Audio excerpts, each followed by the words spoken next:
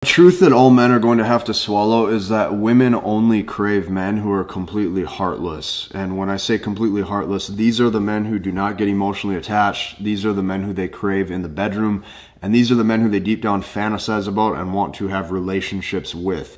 If you do not have these traits, she's going to look at you as a less masculine option, and you're in for a rude awakening. I'm about to tell you how to make her very obsessed. This is very toxic, man. This is some dark matter stuff, but do not do this to everybody. Don't do this to them eaters, bro. This is high levels of manipulation, so be very careful what you do with this. Number one, you need to treat her just like her father. I've said this before, but let's go into depth.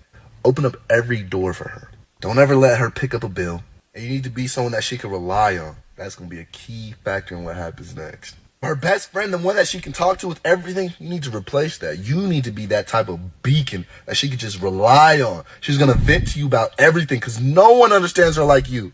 Second thing I want you to do after this is leave. Leave everything. No reason, just dip. So when she goes to open up that door again, she'll think about you. She got to pay for her own meals again. Oh my God. When she actually has to use her credit. Oh my God.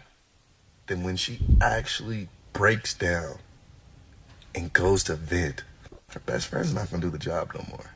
She's going to come to you. I know we're not talking anymore, but can we please talk about this? I'm working. I'm telling you, bro, this is just so toxic, man. Man, I hate to explain this. Number 3, the last and final thing, you never compliment her. You never compliment her face or her body. No. She ever were to say, do I look good? It's cool. I like that color, though. I like those earrings. I'm talking about all these tangible things. Oh, my God. Stomach this. So I got to deliver this message with the truth. The guy who's also offensive can check her. Meaning if she acts out of line, if she acts bitchy, if she has this nagging attitude, he can basically say, hey, I don't give a fuck if I see you again, so get back in line.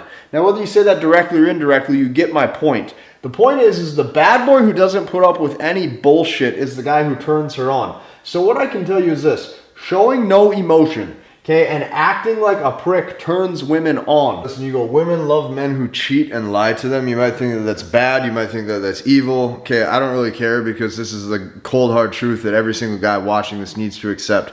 This will apply to women who you classify as good girls. I don't care where she grew up. I don't care if she comes from a 2-parent household. You have to understand this first and foremost. Women thrive off of constant drama and toxicity 24/7. The man who brings this into her life is typically the man that she sticks with, and the man that she does not put through hell, and the man that she also wants on an emotional level and a sexual level.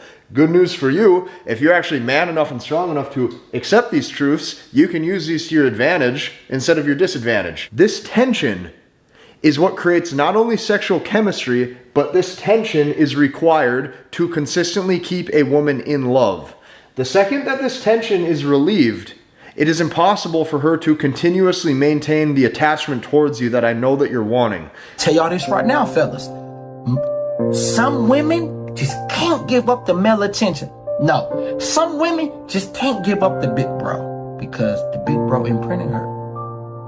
What? Sorry, what did he say? He said imprinted? Is that what I think? Does he mean like man, okay. I hate writing out just like a long, heartfelt message about how like empathizing with someone's like opinions and then they turn out to be an absolute hobgoblin. The big bro imprinted her. One of my neighbors is in the process of finalizing his divorce. He's a kind and generous middle-aged man. He's very popular in our community for his active support in developing our church. I'm very close to his wife and children. Sometimes they eat breakfast at my house when his wife is on the night shift. She's a nurse at a private hospital in Houston. Her husband is a plumber, but works part-time as a security guard at night. When I asked why he decided to divorce his wife after 12 years of marriage with 4 children to show for it, he said, she does everything now. She pays the children's school fees, our insurance, and taxes, and she doesn't respect me anymore. I was shocked. Because the woman I know is respectful to anyone. She minds her business, and I rarely see her attend social gatherings. She is only close to me and one other woman in the estate. But she's friendly to everyone. I later found out that her husband didn't like how she provided for her family more than he did. Her husband is manly, and he takes care of any manual jobs in the house. But financially, his wife was contributing more, and that was a shame to him. A lot of men are so afraid of opening up to a woman because we're terrified that the vulnerability that we express could be used against us down the line. But reality is that if that's a fear, then that means that you're not vetting women properly. You're not choosing them correctly.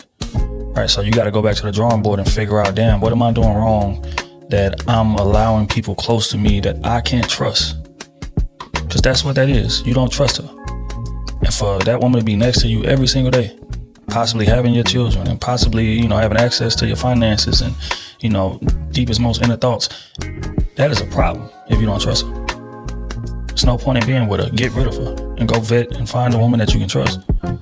But moving about life, just shouldering everything and just refusing to let that woman help you, it's a recipe for disaster when it comes to a relationship.